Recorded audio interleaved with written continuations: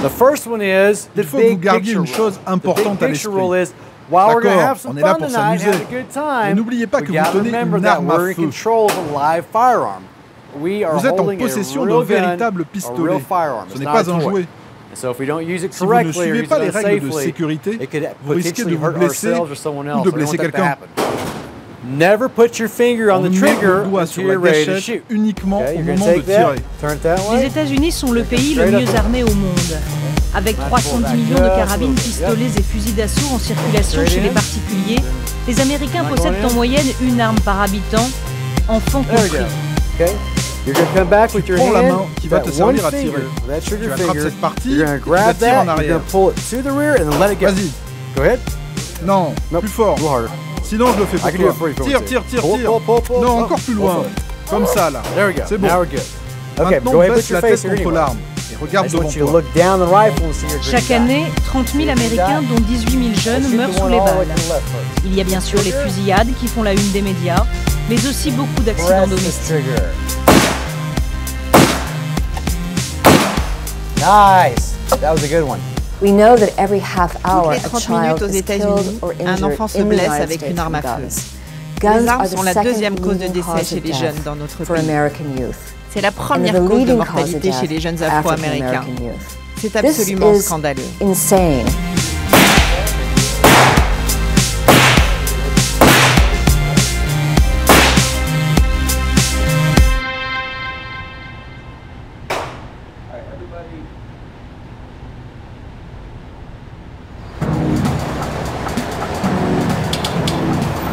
Détroit, une ville en ruine.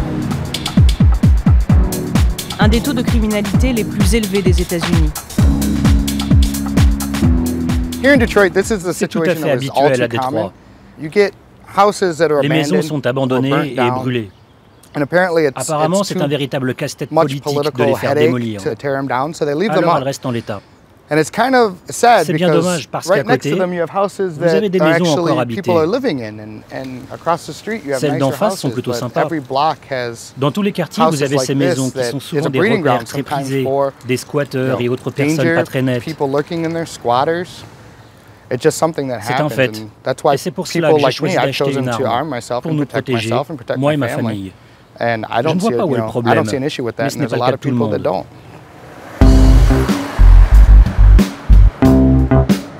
Anthony Cole vit ici depuis toujours et possède 6 pharmacies. Le personnel travaille, revolver à la ceinture, sous la protection du vitre blindé. Des armes sont cachées partout dans de faux rayonnages. Comme de nombreux Américains, Anthony s'en remet de manière inconditionnelle au second amendement de la Constitution. Quelques lignes, rédigées à la fin du XVIIIe siècle, qui garantissent à tous les citoyens le droit d'assurer leur propre défense en portant librement une arme.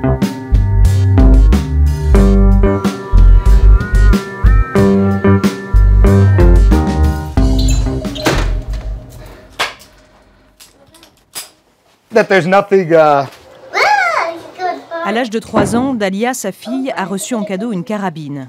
Aujourd'hui, 2 ans plus tard, son père continue à lui enseigner les règles élémentaires de sécurité et en fait profiter son petit cousin du même âge. Voyons ce qu'on a. C'est quoi? Ça, c'est le fusil de Dahlia. Alors dites-moi, qu'est-ce qu'il faut faire quand on trouve une arme abandonnée? On appelle un adulte. Et est-ce qu'on la ramasse? Non. Si elle est violette, est-ce que c'est un jouet? Non. Exactement, ça peut être un vrai. Jojo, une arme violette n'est pas forcément un jouet. Compris? Ça, c'est le fusil de Dahlia. Il est grand. Il est violet. Mais c'est un vrai. Donc il ne faut jamais se fier à la couleur, d'accord? Alors, déjà, on ne le pointe jamais sur quelqu'un. Ce n'est pas drôle. Quand vous tenez une arme dans les mains, vous ne la pointez jamais sur qui que ce soit. On la pointe seulement sur sa cible et on ne voudrait pas blesser quelqu'un, n'est-ce pas? Vous voudriez que ça arrive? Moi non. Moi non plus. C'est bien. Je voudrais pas faire mal à maman sans faire exprès. Tout à fait. On veut éviter les accidents. C'est pour ça que je vous enseigne ces règles de sécurité. Regarde comment il faut faire. Tu t'allonges comme ça. Cette partie va reposer sur ton épaule. On met le doigt sur la gâchette? Non. On le met ici. Et tu mets ton autre main en dessous. Puis tu colles ta joue ici et tu vises. C'est tout ce que tu as à faire. Tu mets une main ici. Et la deuxième main. Elle va où? Oui. Et celle-là? Oui. Et ta joue? Et le regard? C'est bien. C'est difficile de voir là-bas, donc tu regardes là. T'es à l'aise avec tes pieds comme ça? Tu le tiens? C'est bon? Bien. Lève-toi. Lève-toi.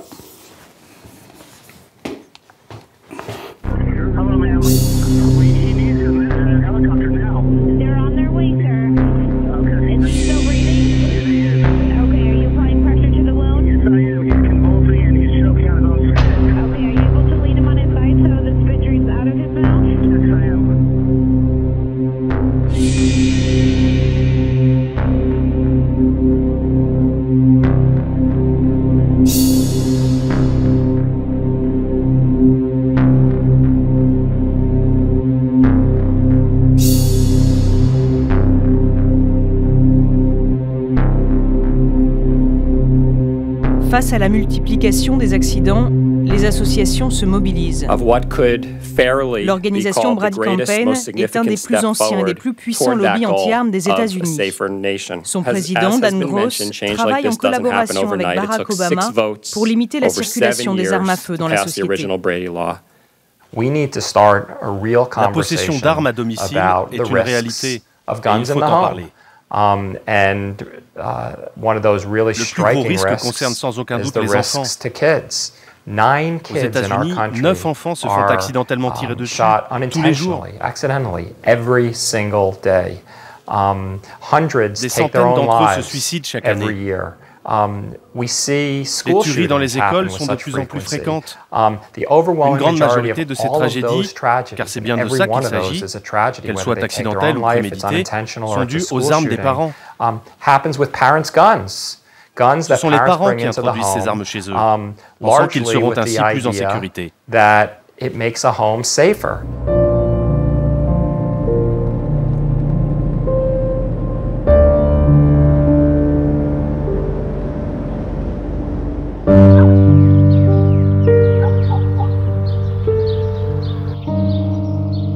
Oksana Nomkin et son mari ont perdu leur fils de 12 ans en décembre 2010, juste avant Noël. Nicolas a été tué par un enfant du même âge que lui, qui a utilisé l'arme de son père. Un 9 mm chargé, trouvé dans le tiroir d'une table de nuit. Comme dans un jeu, il l'a pointé sur Nicolas. La balle est partie et l'a touché en pleine tête.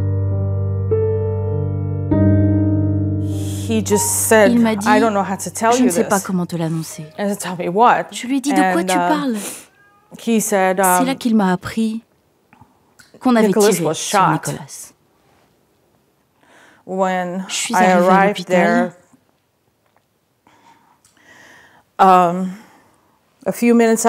Le médecin est sorti de sa chambre et il m'a dit qu'ils avaient fait passer des examens et que Nicolas n'avait plus aucune activité cérébrale.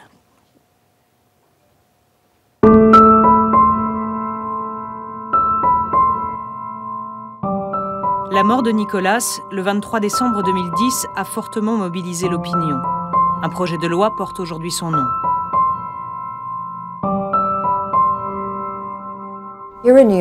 Actuellement, il y a dans l'État de New York une proposition de loi au nom de Nicolas qui a été mise à l'étude. Cette loi obligerait les personnes qui possèdent une arme à feu à l'enfermer dans un coffre-fort et à ne la sortir qu'en cas de besoin. Il est hors de question que mon fils soit mort pour rien. Tout ce qu'on veut, c'est plus de sécurité. Surtout pour les enfants, parce qu'ils sont curieux. Les petits, comme les grands, Ils trouveront votre arme. Peu importe où vous la cachez, ils vont la trouver. Alors se dire que ça n'arrive qu'aux autres, c'est tout simplement ridicule.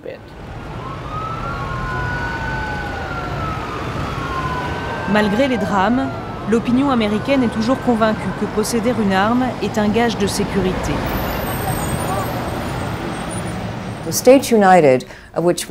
L'association dont je fais partie a pris l'initiative de faire une vidéo éducative pour présenter aux Américains les dangers liés à la possession d'armes à domicile. Cette idée faisait suite à un sondage national effectué en décembre dernier et aux résultats de recherches qui ont démontré que plus que jamais, les gens sont convaincus qu'avoir une arme est un gage de sécurité. Les associations, portées par la mobilisation des familles de victimes, osent chaque année des actions plus audacieuses. À New York, un des États les plus stricts en matière d'armes à feu, un étrange magasin a ouvert ses portes en mars 2015. Pour propager notre message, nous avons décidé d'ouvrir un faux magasin d'armes. Les clients ne savaient pas qu'il était faux, ils cherchaient à acheter une arme, pensant qu'elle les aiderait à se défendre. Ces personnes croyaient visiblement aux histoires véhiculées par les NRA. Le premier que je peux vous montrer est un des plus faciles à utiliser. C'est un modèle populaire, un revolver de calibre 22. C'est le même pistolet qu'un gamin de 5 ans a trouvé dans la chambre de ses parents avant de tirer sur son petit frère de 9 mois. Celui-ci, c'est un 9 mm semi-automatique. Il est très facile à utiliser et on peut l'emporter partout. Comme cette mère au supermarché qui a laissé son sac ouvert et qui s'est fait tirer dessus par son fils de 2 ans. Pourtant, ils pensaient protéger leur bébé de 9 mois. Et elle pensait qu'elle pourrait protéger son fils de 2 ans.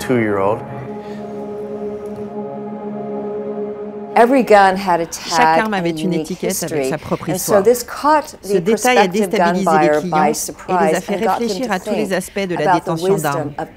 La majorité d'entre eux sont ressortis du magasin en se disant qu'ils allaient réétudier la question, voire abandonner leur projet d'achat. Ils ne voyaient plus les armes comme un moyen de protection. On sait que c'est dans nos droits, mais j'ai changé d'avis. Je ne me sentirais pas en sécurité avec une arme. J'ai été assez déstabilisé par l'histoire des pistolets dans ce magasin. Je vais peut-être pas en acheter un.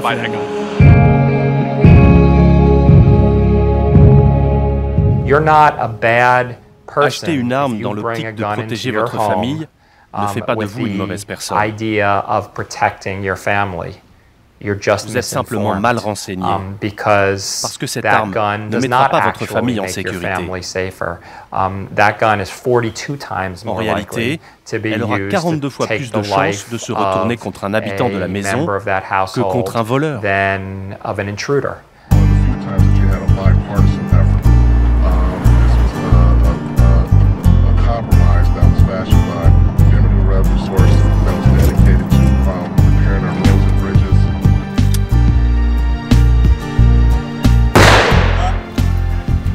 Voilà. Regarde, tu vas viser cette bouteille. Il faut que tu tires dans cette direction. Tu vas t'habituer au poids. Je vais pas y arriver. Je vais pas y arriver. Tu regardes par là? D'accord? Ne t'occupe pas de la cible. Je veux juste que tu t'habitues au fusil. C'est pas grave si tu n'y arrives pas très bien. Je t'assure. Regarde ce que ça fait. Je vais t'aider. Tu le mets sur ton épaule. Et voilà. C'est tout. Tu vois? C'est tout. Allez, à toi maintenant. Vise la bouteille. Tu tires. Appuie ici. Ça va être une bonne tireuse, c'est sûr. Parfait. Moi, je vois où tu vises. Regarde jusqu'à la colline. Vas-y. Super. Encore. Au même endroit. C'est ça. Encore une fois. Au même endroit. T'as réussi. 10 tirs. Mais j'arrivais pas à voir. Oui, je sais. T'es prêt à recommencer? Je vais te remettre des munitions. Avant le premier tir, elle s'est mise à pleurer, mais ce n'était pas par peur. Elle ne voyait pas la cible, ça la rendait nerveuse. Elle vient de vider son deuxième chargeur et elle est prête à recommencer. Elle a fait des progrès. Je suis content. Je suis fier d'elle. Ah ouais, il est vachement puissant celui-là. Ça ira pour aujourd'hui.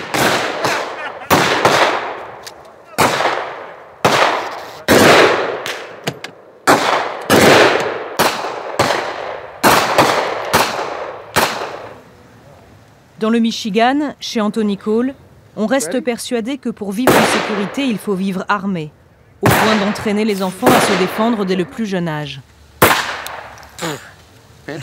Fais attention. C'est bien. Ça t'a plu ou tu préfères le fusil? Je préfère le fusil. Ouais. Parce qu'il est plus gros. Mets ton casque.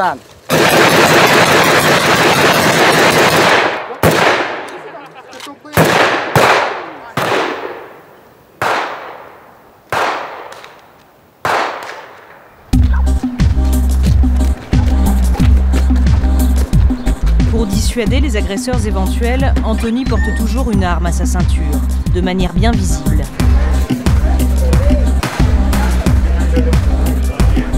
Aux États-Unis, on appelle cette pratique l'open carry. Elle est acceptée dans la plupart des lieux publics, dans la plupart des États. Aux yeux de ses partisans, c'est une liberté inaliénable. On ne sait jamais ce qui peut se passer. C'est comme la ceinture en voiture. Je n'ai pas envie d'avoir un accident. Mais si ça arrive, j'ai ma ceinture pour me protéger. Je possède aussi un extincteur. Je n'aimerais pas avoir à l'utiliser, parce que ça voudrait dire qu'il y a le feu.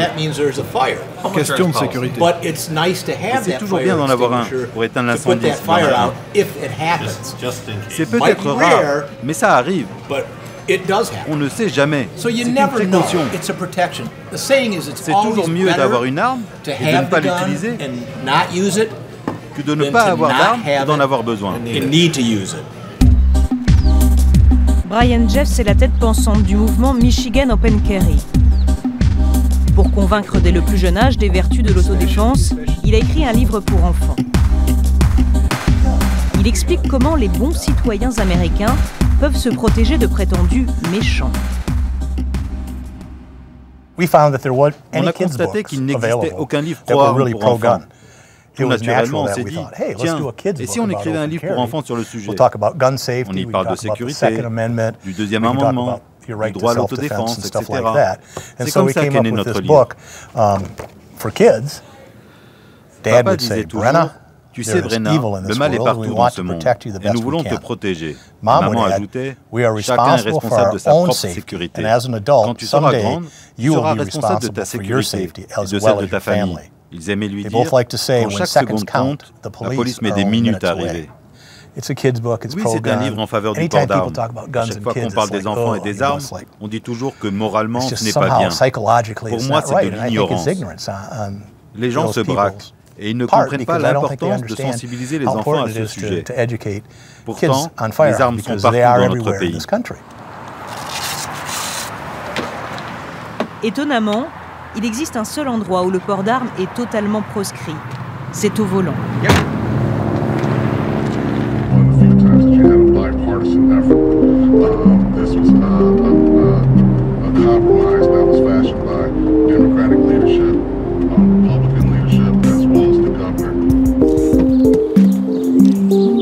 À quelques dizaines de kilomètres de là vit Sherry Mason, professeure à la retraite. C'est une farouche opposante de l'open carry et une pionnière des mobilisations pour le contrôle des armes aux États-Unis.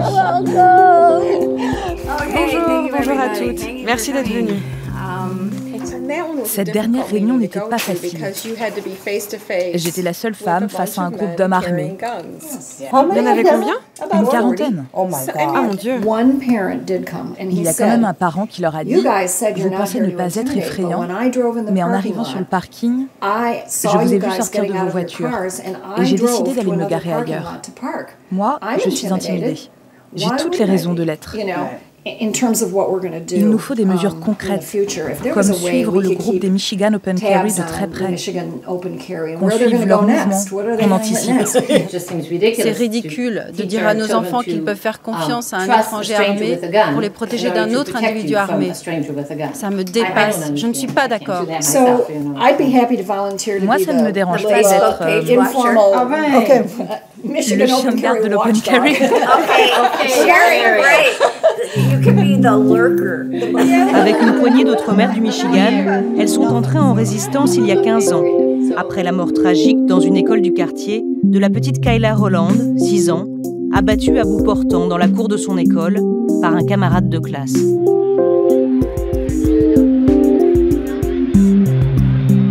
Quelques semaines après la mort de Kayla, le jour de la fête des mères de l'an 2000, Sherry et 750 000 autres Américains défilaient à Washington contre la violence et la culture américaine des armes. Ces images d'un flot humain se mobilisant pour la première fois sont encore dans toutes les mémoires. C'était une très belle journée. Le ciel était très bleu pour cette fête des mères. Je n'oublierai jamais les pancartes. Ce que les manifestants brandissaient, c'était des photos des enfants décédés. Ils défilaient en leur honneur. C'était un très beau geste. Chaque semaine, tout près de chez elles, ces mères tentent de sensibiliser l'opinion américaine à leur combat. Ce jour-là, c'est un supermarché de la chaîne Kroger qu'elle vise. L'enseigne autorise ses clients à faire leurs courses armés jusqu'aux dents. Nous lançons une pétition pour que Kroger interdise le port d'armes dans ses magasins. Si vous êtes d'accord, ce serait génial que vous contactiez le siège de Kroger par mail ou par téléphone pour leur dire que vous ne voulez plus faire vos courses dans un endroit où les clients sont armés. Merci. Au fond, moi, j'espère que la majorité des gens sont d'accord. C'est une question de bon sens. Qu'est-ce qu'un pistolet vient faire dans un supermarché? C'est bien. C'est une bonne chose qu'on soit là. S'il vous plaît, vous n'avez pas le droit de manifester ici. Vous pouvez aller sur le trottoir là-bas, mais vous ne pouvez pas rester devant le magasin, ok? Ah oui, donc on n'a pas le droit de manifester, mais on peut être avec une arme. C'est intéressant. Aucun commentaire là-dessus. Mais je vais vous demander de ne pas rester ici. Pour être tout à fait honnête, c'est difficile de rester engagé et motivé pour cette cause. Et ça, pour de multiples raisons. Il y a si peu de victoires. On est vite dépassé par les événements, parce qu'après tout, nous ne sommes que des mères et des grand-mères, des femmes inquiètes pour la sécurité de nos enfants. C'est la raison qui nous pousse à continuer, si c'est ce que vous vouliez savoir. C'est difficile de rester bien organisé, mais on y arrive. Les maires du Michigan ne sont pas seuls dans leur action. Depuis 3 ans, au niveau fédéral, l'association Moms Demand Action for Gun Sense in America lève des fonds et organise des campagnes retentissantes, largement saluées par les médias. Je vais vous parler du groupe de maires qui milite pour le contrôle des armes, soutenu par Michael Bloomberg. Voici 3 des pubs qu'ils ont publiés. C'est écrit, une de ces personnes n'a pas le droit d'entrer chez Kroger. Devinez laquelle? Vous imaginez un peu, on rejette votre enfant parce qu'il mange une glace, mais ce type avec son fusil d'assaut ne dérange personne. N'importe quoi.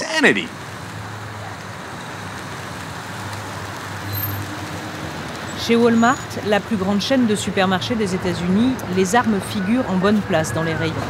Entre les jouets et les articles de camping, on trouve même des carabines pour enfants, de couleur violette ou rose, mais qui tirent de vraies balles.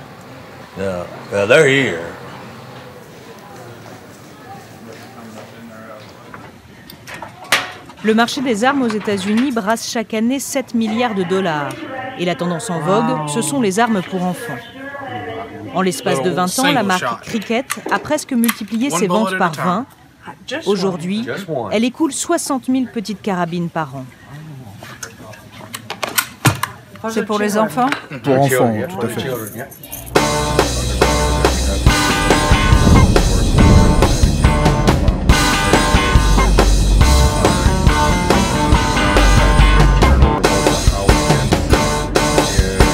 Direction le sud des États-Unis. Tim Guy organise des stages de tir pour enfants sous l'égide de la NRA. La sécurité demeure l'alibi des fabricants d'armes pour approcher les enfants avec la bénédiction de leurs parents. Vous êtes prêts à tirer? Super, je vais tout installer. Joli. Nice. This has been such fun. Good job. There you go. Very Très good. bien, Next au suivant. one. Keep going. Quelle est la première chose à faire quand on trouve un pistolet abandonné? Est-ce qu'on le ramasse? Qu'est-ce que tu en penses? Non, on ne ramasse pas les armes. Non. D'abord, on s'arrête. Je vois un pistolet, je m'arrête. Stop. Ensuite, pas toucher. Faites comme ça, pas toucher. Don't touch! Leave the area!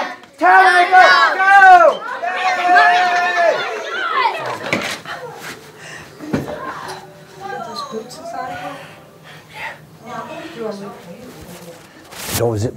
Tu peux m'attacher? Je vais enfiler les pieds. Si, il est sur la table avec les armes. Stop. Pas toucher. Sors de là. Préviens un adulte. Hey, salut les enfants. Tout le monde applaudit. Hey kids! Il paraît que vous avez vu des armes. Stop! Don't touch! Leave the area! Tell them no! Good! Il faut sensibiliser les enfants. Il faut bien leur expliquer en quoi une arme peut être dangereuse. Il faut qu'ils comprennent qu'une fois que la balle est partie, c'est une situation de non-retour. Elle ne reviendra pas. Aujourd'hui, avec les jeux vidéo, quand les enfants perdent, ils appuient sur recommencer et ils repartent de plus belle. Ce bouton n'existe pas là-dessus. Au lieu de menacer les enfants en leur disant « n'y touche pas, sinon ça va barder », on leur explique pourquoi, en leur exposant les dangers.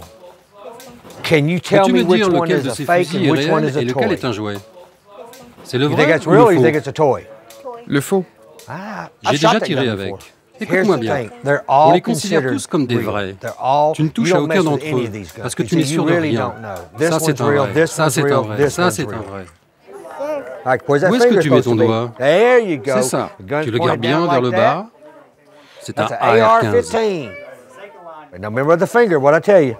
Le discours est le même à chaque fois. Interdiction de toucher une arme si on en trouve une. Et pourtant, pendant les stages, on peut sans problème manier des fusils d'assaut. Je l'ai déjà utilisé, tu sais. Alors, qu'est-ce que ça te fait?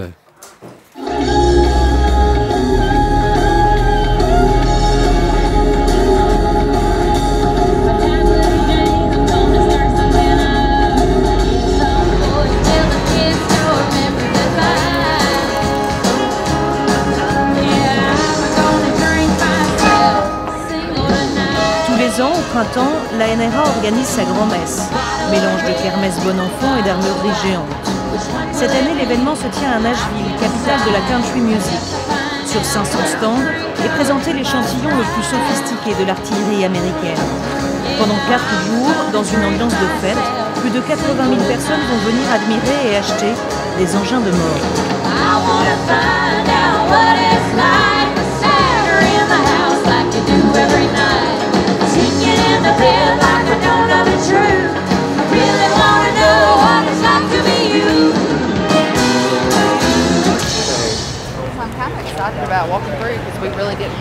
La famille Curran croit en la Sainte Trinité américaine.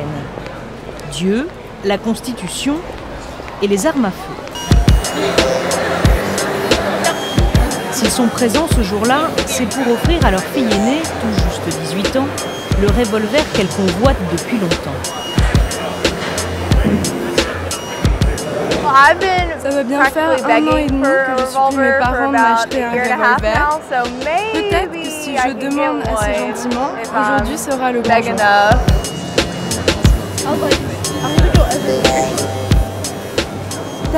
Il est énorme.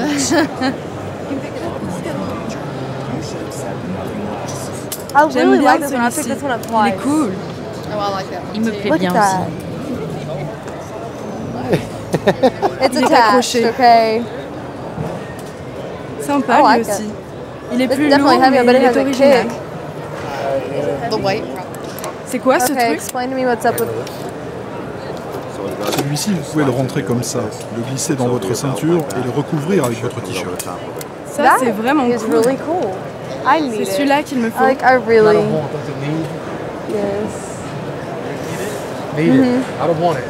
J'aime bien celui-ci. I really like that. Il est That was original. actually pretty cool. I've never seen that before. Je n'en avais jamais vu des comme ça.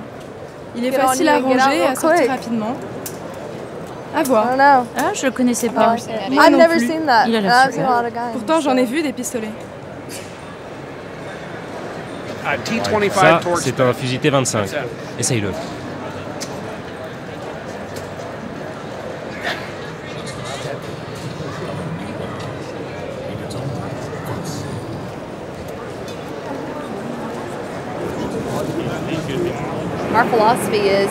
Il y a toujours eu des armes à la maison pour que nos filles s'y habituent et qu'elles ne soient pas tentées de les ramasser pour jouer avec.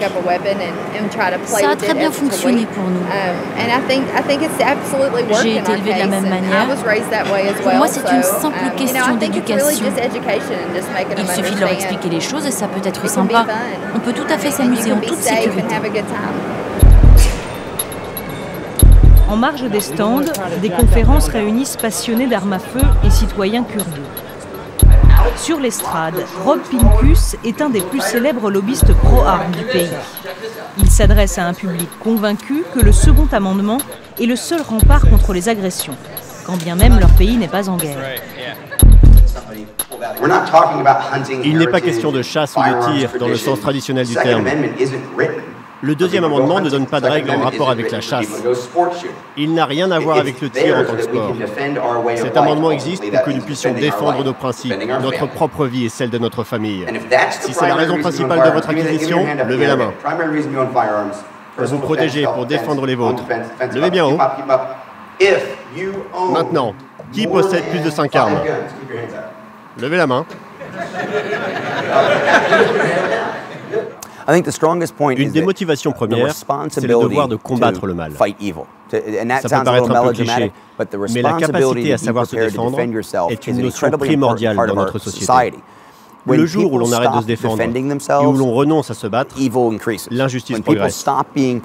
Si je pouvais faire disparaître la misère du monde d'un claquement de doigts, je le ferais. Mais ce n'est pas possible. Donc, j'apprends aux gens à se défendre lorsque c'est nécessaire. Je suis convaincu que le monde serait meilleur si on apprenait aux enfants à se défendre dès leur plus jeune âge. Si on leur apprenait à ne pas se fier aux autres, à ne pas appeler la maîtresse ou la police, mais à se battre eux-mêmes. Ils n'auront pas toujours le choix. Il y aurait moins de violence à l'encontre des femmes et des enfants. Les armes sont une réalité et il faut y sensibiliser les enfants.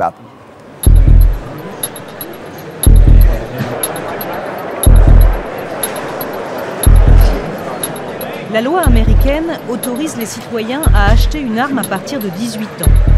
Et même 14 ans dans certains États du Sud, sans aucun contrôle des antécédents judiciaires ou psychiatriques.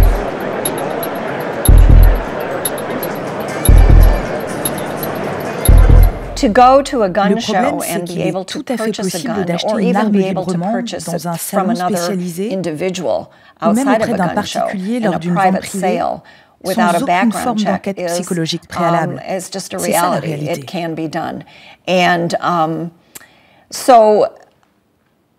Et c'est comme ça que certaines personnes qui ne devraient pas pouvoir en acheter se retrouvent en possession de ces armes. Celles qui souffrent de maladies mentales, celles qui ont un lourd casier judiciaire, mais elles y accèdent facilement. Ce sont précisément ces vérifications que les associations anti-armes veulent imposer. En 2013, Barack Obama, soutenu par 73% de l'opinion, tentait de faire passer une loi en ce sens. Sans succès.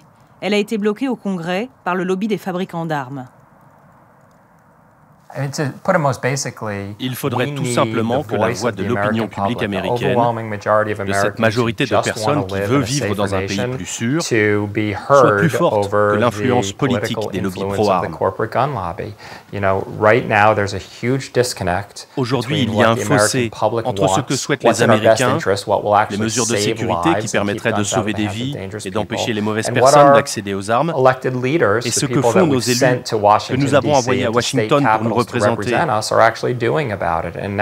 C'est bien dommage que notre système politique fonctionne ainsi. Et c'est tragique parce qu'il y a des morts à cause de tout ça. Bonjour Nashville. Je suis Shannon Watts, la fondatrice de Moms Demand Action for Gun Sense in America. En marge du congrès de la NRA, une association de victimes organise une contre-manifestation. Moms Demand Action est née en 2012 à la suite du massacre de l'école de Sandy Hook qui a fait près de 30 morts dans le Connecticut. Avec ses 2,5 millions d'adhérents, elle soutient la loi sur le contrôle des armes à feu. Ensemble, nous dénonçons les mesures politiques extrémistes que ces lobbies font passer dans notre dos. Ils ont peur de perdre de l'argent et de leur influence, mais nous avons peur d'autre chose. Nous avons peur de perdre nos enfants. Qui va gagner d'après vous? Ce jour-là, elle a convié des parents de victimes à la tribune. La voix des larmes contre le poids des armes. Il y a moins d'un an, mon fils Christopher Ross Michaels Martinez est mort par balle à Isla Vista. Il n'est qu'une victime de plus des massacres qui ont lieu tous les jours chez nous, dans nos écoles, dans nos villes et dans nos maisons. Tout peut arriver n'importe où, à n'importe quel moment et à n'importe qui aux États-Unis. Je soutiens le deuxième amendement. Je ne suis pas contre les armes, je suis contre la violence armée.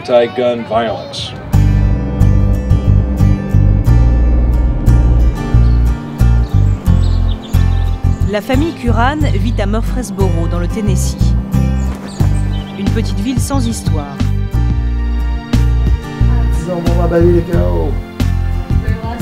Leur maison abrite pourtant un arsenal impressionnant.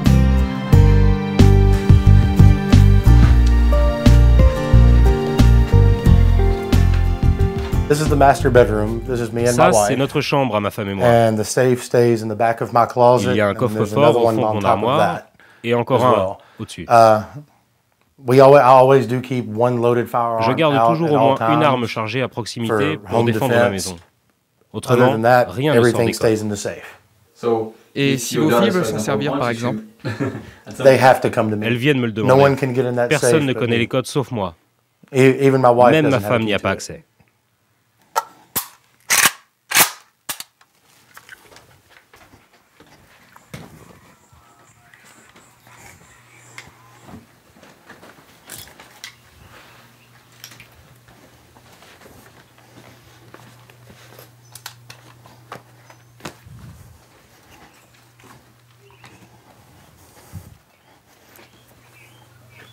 En fait, votre maison, c'est Fort Knox.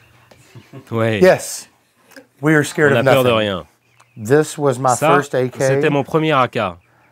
Celui-ci appartenait à mon père. Et à sa mort, j'en ai hérité. Mon préféré, je crois que c'est le Beretta. Il y en a beaucoup qui me plaisent. J'adore le AK. C'est l'un de mes préférés. Celui-ci n'est pas mal, mais celui-là est mieux. C'est pas parce que vous allez dans un bar, que vous repartez ivre et que vous causez un accident qu'on va interdire la bière. Ou la voiture. Le constructeur automobile ne va pas être tenu responsable d'un acheteur qui conduirait dangereusement. Quand une personne se procure une arme illégalement et qu'elle commet un crime, c'est l'arme qui est mise en cause. Mais ce n'est pas elle le problème, c'est la personne qui la tient. C'est dans les mauvaises mains qu'une arme fait des dégâts. L'arme en soi ne peut pas faire de mal. On va se rendre à 35 minutes d'ici, dans une petite ville qui s'appelle Woodbury. Il y a un stand de tir où on peut s'entraîner de près avec les armes de poing et de loin avec les fusils. On va faire du bruit.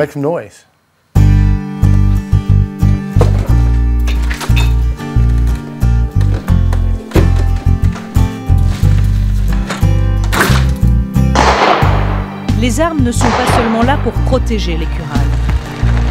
Tirer à balles réelles est aussi une distraction familiale, un moment de détente qu'assument sans complexe les parents et leurs 2 adolescentes. Où est-ce que je me mets? Aussi loin que tu veux.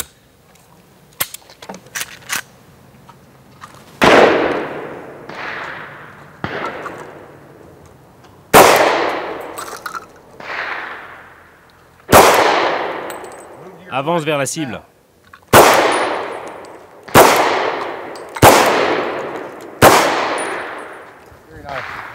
Super. Maintenant, j'aimerais que tu essayes de tirer un peu plus vite.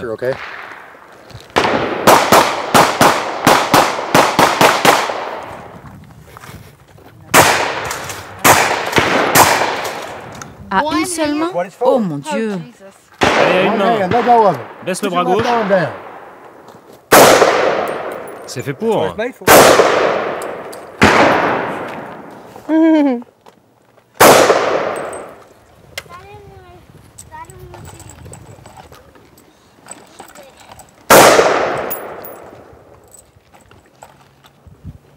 What'd you say?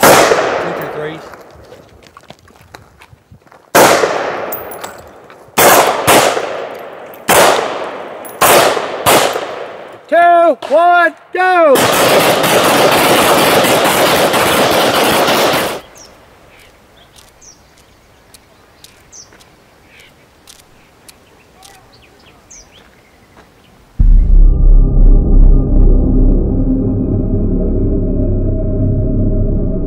Parmi les tueries de masse qui ont secoué l'Amérique ces dernières années, celle de Sandy Hook dans le Connecticut est une des plus tragiques. Le 14 décembre 2012, le jeune Adam Lanza tuait sa mère avant de se rendre à l'école voisine pour abattre 20 enfants, âgés de 5 à 10 ans, et 8 enseignants. Puis il se donnait la mort. Quelques semaines auparavant, pour son anniversaire, sa mère lui avait offert un fusil mitrailleur. Pourtant, le jeune homme souffrait de troubles psychiatriques.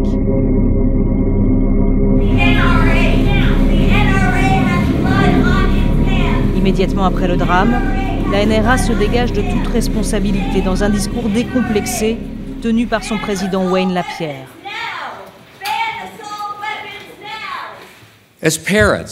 En tant que parents, nous faisons tout notre possible pour protéger nos enfants.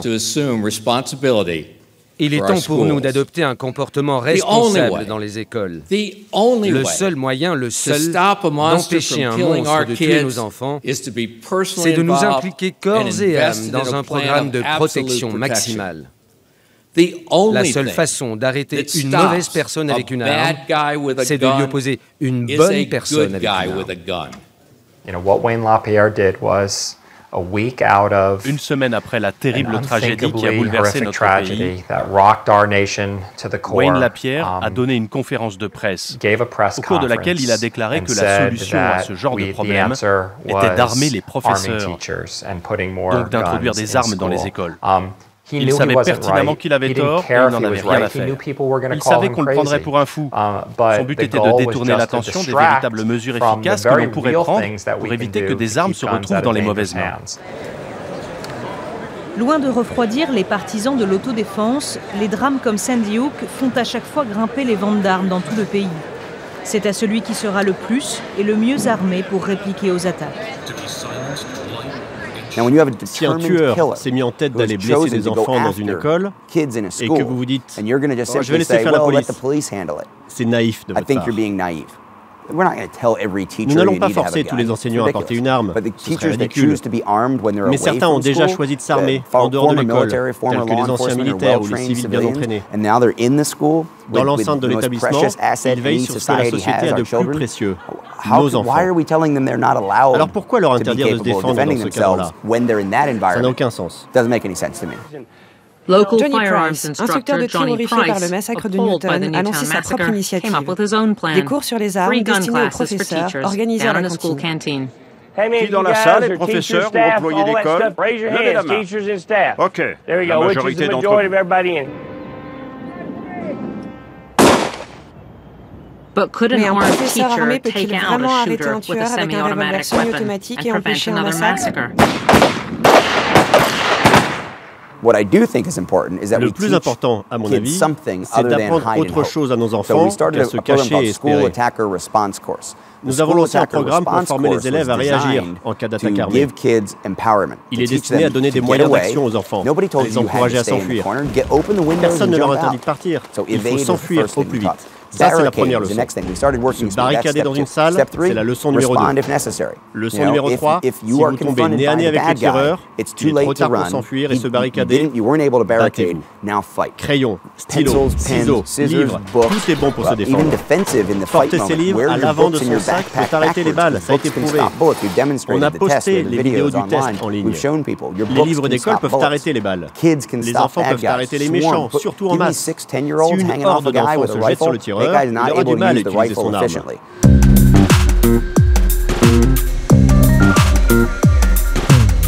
Les industriels ont flairé l'aubaine et rivalisent d'ingéniosité pour permettre aux écoles de se barricader.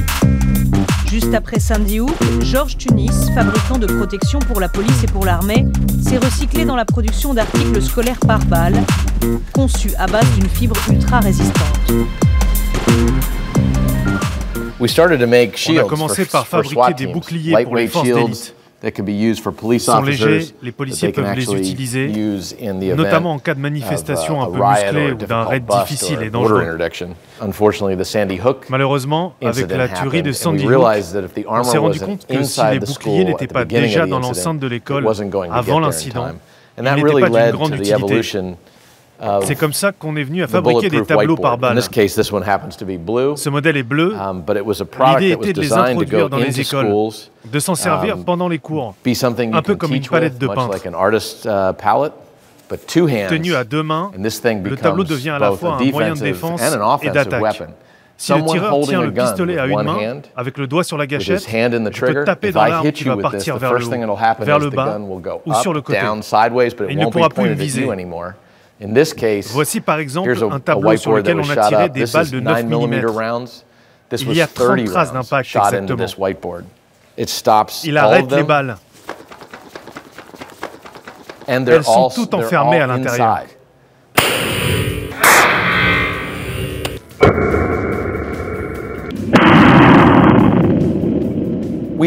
Nous vendons également des protections pour sacs. Le principe consiste à les placer dans votre sac à dos et vous vous retrouvez avec une armure par balle. Portée sur le dos, il protège mes arrières. Mais nous apprenons aussi aux enfants de 12 ans et plus à le placer devant eux et à s'en servir comme bouclier pour protéger leurs organes vitaux.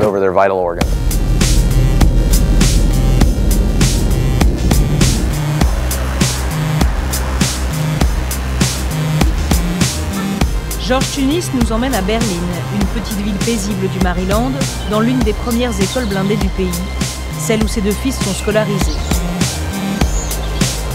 Les portes des bâtiments sont toutes renforcées grâce à sa fibre indestructible. Même chose pour les tableaux des salles de classe. Les professeurs passent tous les jours par là. Si un assaillant arrive à franchir les portes, c'est un bon endroit pour contrer son attaque.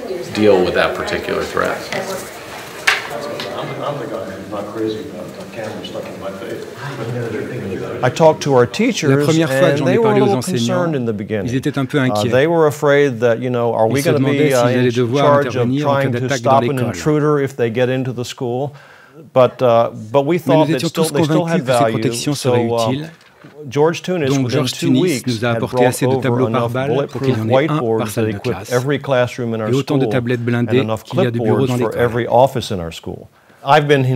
Je travaille dans cet établissement depuis 45 ans, depuis sa création en 1970. Si vous m'aviez demandé à l'époque, il y a 25, voire 10 ans en arrière, si je pensais que nous aurions un jour besoin de fermer les portes à clé, d'installer des caméras de surveillance et d'armer nos élèves, je vous aurais probablement rionné. Aujourd'hui, ça ne me fait pas rire. Ça peut arriver n'importe où.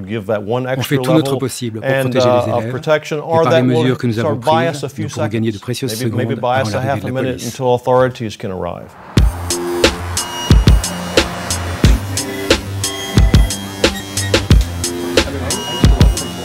Le massacre de Sandy Hook a bouleversé l'Amérique tout entière. En 2015, près de 300 fusillades du même genre ont été recensées dans le pays.